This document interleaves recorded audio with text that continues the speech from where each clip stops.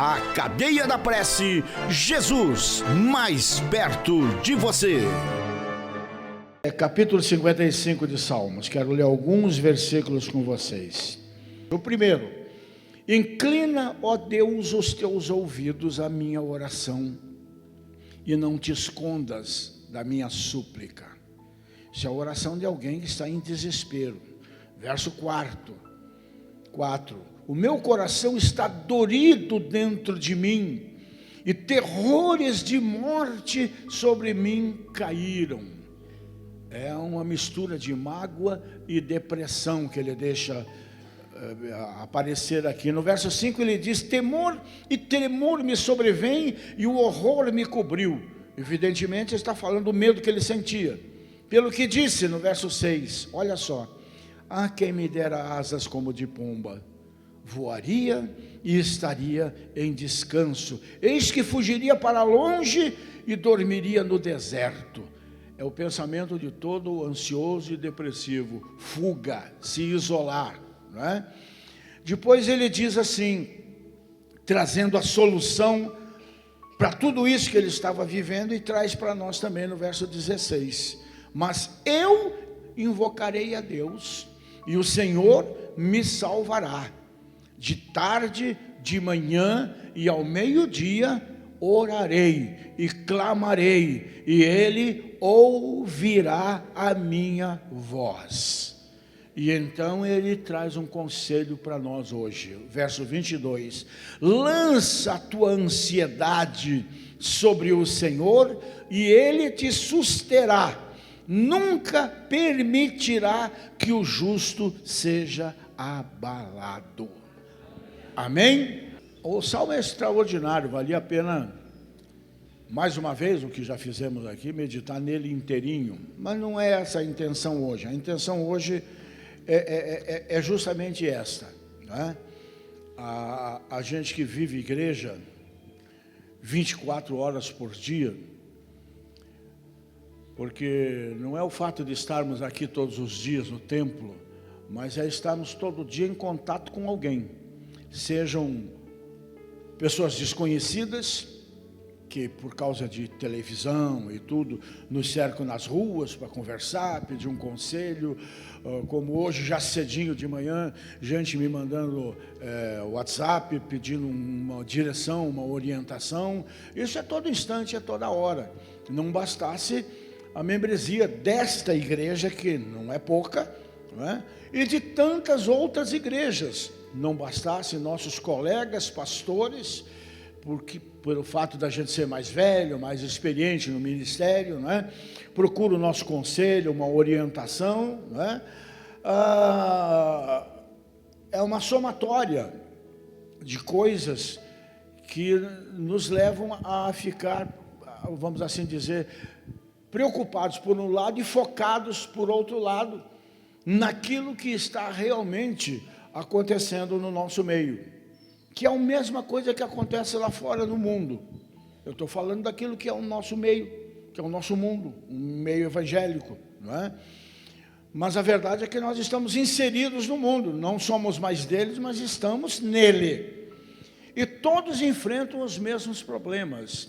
Colegas no café ali conversando, um é advogado, o outro a gente tem muitos amigos jogadores de futebol antigos, né?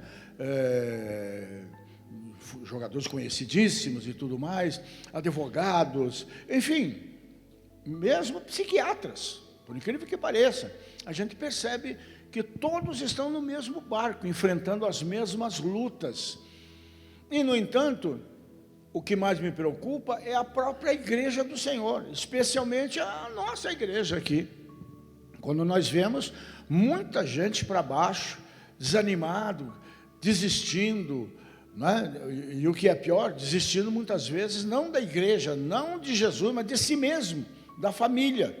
E tudo isso por causa desse assunto, ansiedade, que não é outra coisa que não seja um estrangulamento emocional. O teu verdadeiro eu sente o peso dessa coisa, e onde você mais vai sentir os efeitos é no seu corpo, porque a sensação, para muitos, é esta. Eu já tive uma filha enfrentando esse tipo de problema, há muitos anos atrás, a Renata, quando ela estava se formando na faculdade, no último ano, botaram ela para fazer estágios, e os primeiros 6 meses de estágio dela, botaram ela na ala infantil do Hospital Erasto Gertner. Crianças pequenininhas, algumas de colo, outras já maiorzinha e tudo mais, com câncer. E muitas vezes, aquela criança que ela conversou, bateu papo, orou e tal, ali numa semana, na semana seguinte, quando ela vinha toda animada, cadê? Tinha morrido. Então, ela sentiu muito a barra, né? Mas sentiu demais. E no segundo semestre, para facilitar, jogaram ela no hospital do trabalhador, para atender quebrado, e isso, aquilo e tudo mais. Não aguentou. A ansiedade tomou conta e eu me lembro que aconteciam noites lá em casa, ela era ainda solteira, aconteciam noites lá que de repente eu me assustava, porque quando eu olhava do lado da minha cama, estava lá ela no colchão dormindo do meu lado, com medo de morrer sozinha. E não foi uma nem 2 vezes eu fazia isso, porque eu sentia que pelo menos acalmava o lado dela, mesmo sabendo que não tinha nada a ver com o físico, era o emocional. Mas ela sentia que estava morrendo, simplesmente. Nos obrigava a correr no hospital. Chegava lá, mandava de volta, porque ela fisicamente não tinha nada, o problema era emocional. Foi um período muito difícil na vida dela e na nossa também. Então a gente não fala e não toca em assuntos delicados assim de curioso, a gente já encarou isso. E eu aprendi que a ansiedade realmente é considerada a maior doença do século. É vista por alguns estudiosos como a mãe das neuroses, porque são coisas que antigamente a gente não via falar desse tipo de situação, né? Eram momentos muito difíceis que as pessoas enfrentavam, mas enfrentavam de uma forma diferente. Até porque não tinha o peso que tem hoje, tendo em vista o que nós vivemos hoje. Nós vivemos no meio do barulho, do tiroteio, gente.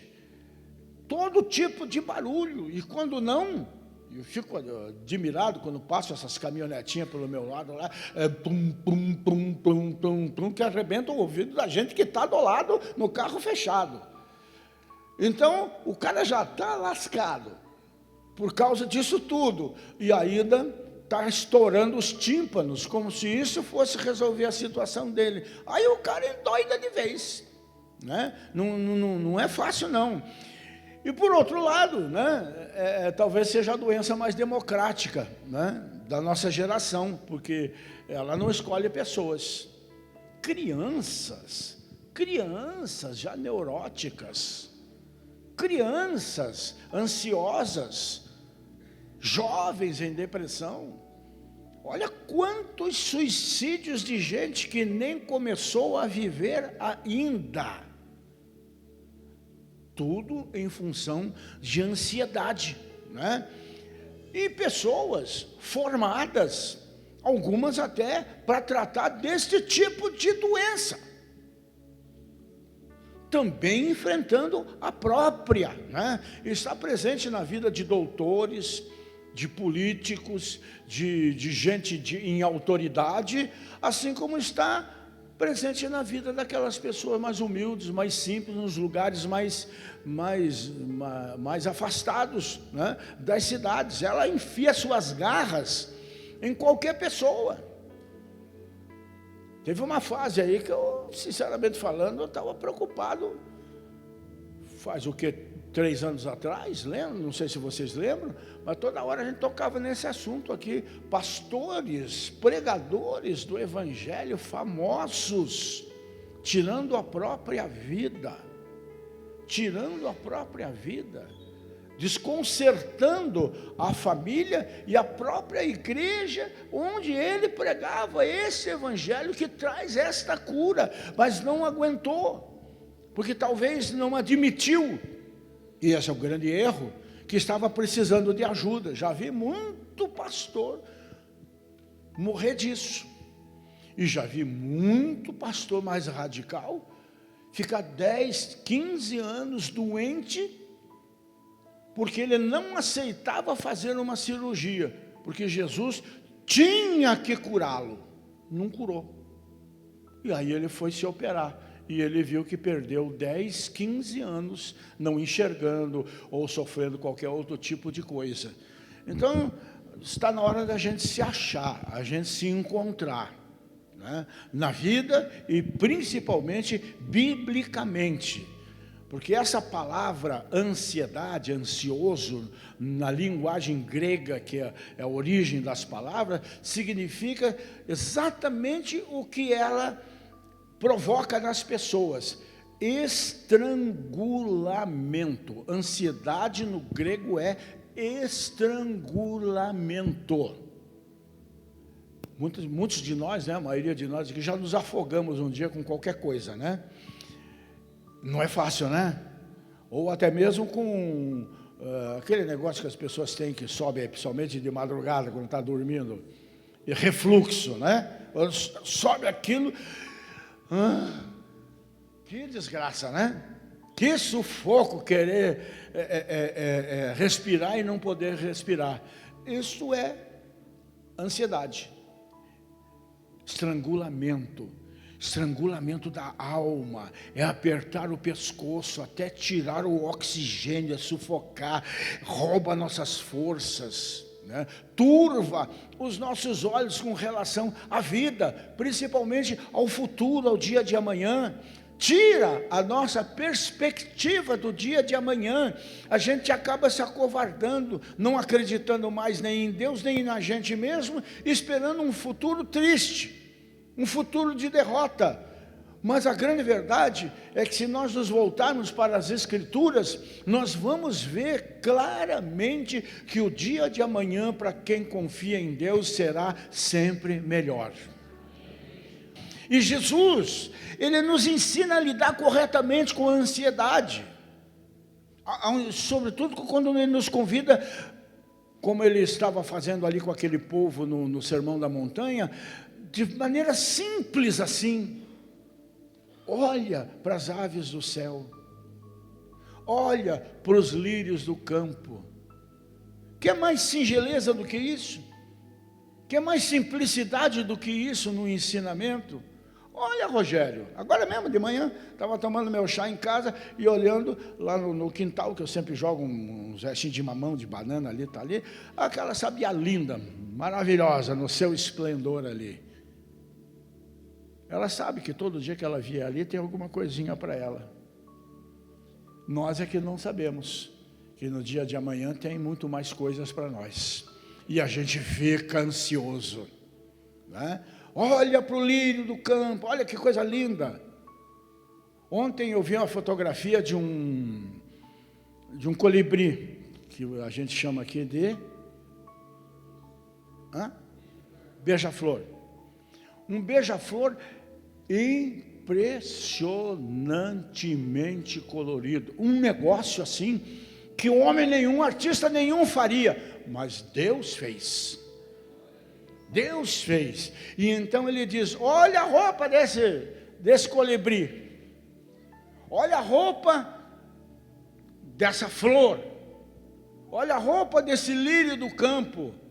Por que vocês estão preocupados? Nem Salomão, nos seus melhores tempos, teve uma roupa como essa. Eu cuido do colibri, eu cuido da sabiá, eu cuido das flores, porque eu não vou cuidar de você, que tem muito mais valor? E por que nós não acreditamos nisso? Porque desconhecemos isto. Nos contentamos com a superfície, em ler o texto no domingo no culto, e no demais tempo a gente pega a Bíblia e faz assim, ó: tchan, Deus, cala a boca que eu não estou a fim de ouvir. Porque é exatamente isso que nós estamos fazendo. Exatamente isso que nós estamos fazendo. Mas quando fazemos assim, a gente está dizendo: Deus, fala comigo. E ele vai falar, porque ele não fala aqui, ele fala aqui. Ele não fala no ouvido humano, natural, ele fala no ouvido do Espírito, como ele falou com o profeta Elias lá na caverna. Aquela voz suave, tranquila, e a gente está no tum, tum, tum, tum, tum, tum da vida, que mesmo que ele grite, a gente não consegue ouvir. Então Jesus disse, as palavras de Jesus eram que os gentios que não conhecem a Deus é que se preocupam com o que deve comer, beber e vestir. Os gentios, ele quer dizer aqueles, os incrédulos, os que realmente não conhecem a Deus. Mas, diz ele, nós, filhos de Deus, devemos buscar, aí é que está o segredo que nós não queremos, em primeiro lugar, né, o seu reino e a sua justiça, sabendo que as demais coisas naturalmente nos serão acrescentadas. Mas serão acrescentadas por quê? Porque em primeiro lugar devemos buscar a Deus, né? O seu reino. O que é ser o seu reino? É ser súdito, é ser leal a Ele, é ter fé nele, é confiar nele, é ser parte do corpo, é ser Jesus, se é para ser parte do corpo, né? E então, como ele diz, as demais coisas serão acrescentadas, é ação e reação. Então sempre tem uma condicional, e no caso das coisas espirituais, a condicional primeira é: se quiserdes, se acreditardes, se obedecerdes, comereis o melhor que essa terra tem para oferecer. Mas tem que fazer alguma coisa antes, e essa coisa antes é a coisa mais simples do mundo. Não é fazer o que Jesus fez, ir para a cruz, ser arrebentado ali. Não, é crer que Ele fez isso, e aceitar isso para a nossa vida, e crer nele, ser grato, ser filho, não é? Então ficamos ansiosos porque deixamos de crer que Deus é poderoso para cuidar da nossa vida. Mas Ele é poderoso para cuidar da nossa vida. Nenhum de nós estaríamos aqui se Ele não cuidasse de nós, especialmente esse que vos fala, ao longo de todos esses anos aí de ministério principalmente. Meu Deus, quantas vezes, inclusive, a Maria estava me falando dos antigos aqui, lembra do sujeito que veio lá na igrejinha antiga para me matar com um punhal? Lembra? Hoje é um convertido, é irmão nosso e tudo mais, casado com uma irmã nossa da igreja, né? Tá até para vir aí. E se Deus não cuidasse de mim? E se Deus não cuidasse de você? Não é? Curitiba a gente até não tem esse tipo de problema da bala perdida, né? Que não está tão perdida assim, porque achou alguém, né? No Rio é comum. Nós temos os outros tipos de bala perdida, que procuram nos achar todos os dias. E o Senhor, com o seu escudo, está cuidando das nossas vidas, né? Ansiedade é a falta de fé no Deus da providência e na providência deste Deus. Mas tem remédio, vamos lá, bem rapidinho. Tem remédio para tudo isso, tem solução para tudo isso, tem cura para tudo isso. E esse texto que nós lemos traz a solução e traz a cura. O apóstolo Paulo diz que não devemos andar ansiosos por coisa alguma. E o que é pior, gente, lá vai uma sapatada. A gente fica ansioso por coisas que a gente não precisa.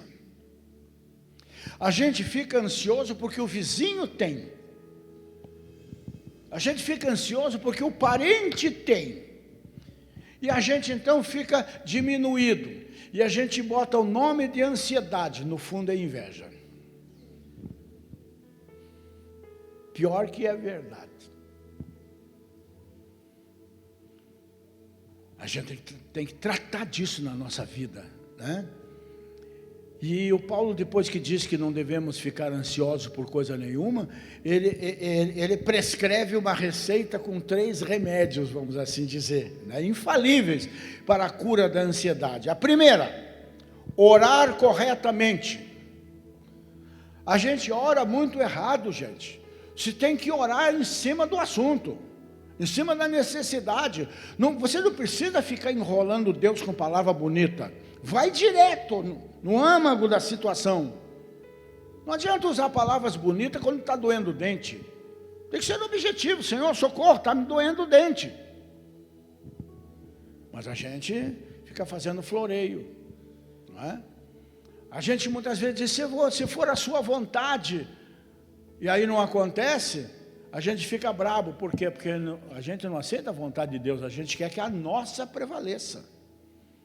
Então, ficamos ansiosos porque não paramos suficientemente para meditar na grandeza do Deus que nós temos. Nem nos dispomos a entregar em suas mãos os nossos medos, admitir os nossos medos, colocar diante dele as nossas necessidades. E como Paulo diz aqui, por meio da oração, da súplica e de ações de graças, como cantamos com a Amélia aqui nessa manhã, né? A palavra oração, nesse texto aqui, nesse contexto, tem conotação de adoração. Como também cantamos aqui nessa manhã, cantar é fácil, fazer que são elas. Adorar no momento difícil é muito difícil, mas é a melhor maneira de nós fazermos. É lembrar de Abacuque. Ainda que a figueira não floresça, ainda que as vacas na malhada não dê leite, morram e tudo mais, ainda assim eu te adorarei. É lembrar de Jó. Ainda que ele me mate, nele esperarei. A gente tem que aprender uma coisa simples, que a gente sempre enfatiza aqui, na nossa palavra, né? Nós temos que aprender a adorar a Deus por quem Ele é. Quem Ele tem sido na nossa vida, enquanto damos graças e o louvamos pelo que Ele faz. Nós não temos que esperar um milagre para adorar a Deus, porque daí você está adorando o milagre, não o Deus do milagre. Por mais difícil que seja, adore a Deus, engrandeça a Deus, louve a Deus, diga coisas bonitas, né? Lembre quando você era namorado, quando você era namorada, as coisas bonitas que vocês diziam um para o outro. Hoje, Deus me livre, né? Ou continua a mesma coisa? Precisa, né? Tudo bem que a vida, os filhos, né? Os filhos, a gente quer tanto filho, né? Aí quando eles chegam, uma benção.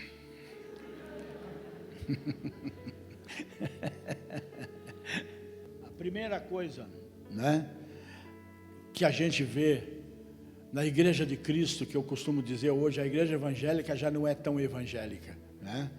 É a fraqueza da igreja hoje, que é resultado da igreja não meditar suficientemente na majestade de Deus. A igreja virou palco de distração, balcão de negócios, casa de shows, o altar virou palco. Eu sou num tempo, gente, em que a gente ouvia uma mensagem daquelas de dar na orelha da gente assim, deixar a gente pequenininho, se sentindo até humilhado, e a gente mudava de vida. Hoje, pregar uma mensagem dessa vai fazer com que muita gente mude de igreja. E o pior é que é verdade, não é? Então eu faço uma pergunta simples para você aqui nessa manhã. Qual é o tamanho do seu Deus? Para e pense. Gostaria de entrevistar um por um de vocês. Se tempo houvesse, pegar o microfone e sair, perguntar, qual é o tamanho do seu Deus? Com certeza, 90 e tanto % não teria uma resposta. Não teria uma resposta. E o que é pior, iria mensurar esse Deus pelo tamanho, quem sabe, do Golias, que tinha 2,92 m de altura. Não é esse tamanho. Não é esse o tamanho que a gente tem que medir Deus, né? Se Ele é poderoso para sustentar o universo inteiro em suas mãos. Às vezes eu estou orando e eu falo essas coisas, e eu disse: ó Senhor, só me perdoe uma coisa, minha mente é finita, não dá para alcançar a infinitude da Tua majestade, do Teu poder, sabendo que o Senhor não é Deus apenas desse mundico aqui que a gente vive, que nem é mundo, isso aqui é só o planeta Terra, que por sua vez não devia se chamar Terra nunca, porque 3/4 do planeta Terra é água. E eu aprendi essa semana que 1/3 dessa Terra, que é só 1/4 do planeta, é deserto puro, não serve para nada. E, no entanto, o Senhor mantém esse planetinha suspenso no ar. No passado, meteoros já colidiram com esse planeta aqui, que fizeram estragos tremendos, e, no entanto, por nossa causa hoje, ele passa o dia, essa é a força de expressão, né? Desviando meteoros do planeta Terra, porque ele sabe que o Rogério Amorim, o seu filho mais bonito, está nele. Né? Isso é grande, isso mensura mais ou menos o tamanho do nosso Deus, gente, não é? Então, se Ele é poderoso para sustentar o universo, meu Deus, não seria competente para cuidar só de mim? Não faz sentido eu pensar uma coisa dessa, né? Quando compreendemos que o nosso Deus está no trono e nada escapa ao seu controle, a nossa alma fica sossegada dentro de nós. Mas vou voltar a repetir: ah, pastor, eu queria ter uma fé como a sua, e eu queria ter uma fé como não sei de quem, e todos nós podemos ter essa fé, a partir do momento que nós lermos a palavra, que nós nos aprofundarmos no conhecimento de Deus, e Deus só se faz conhecer pela sua palavra, porque a palavra é a revelação de Deus.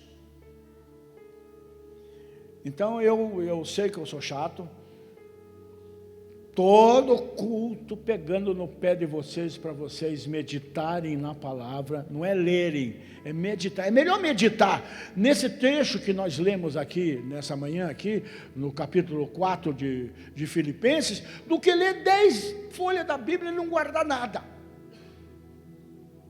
Medita, porque Deus tem uma resposta para você. Em todos os momentos da sua vida, a Bíblia tem uma resposta para você, mas você tem que procurar. Amém? A Cadeia da Prece, Jesus mais perto de você.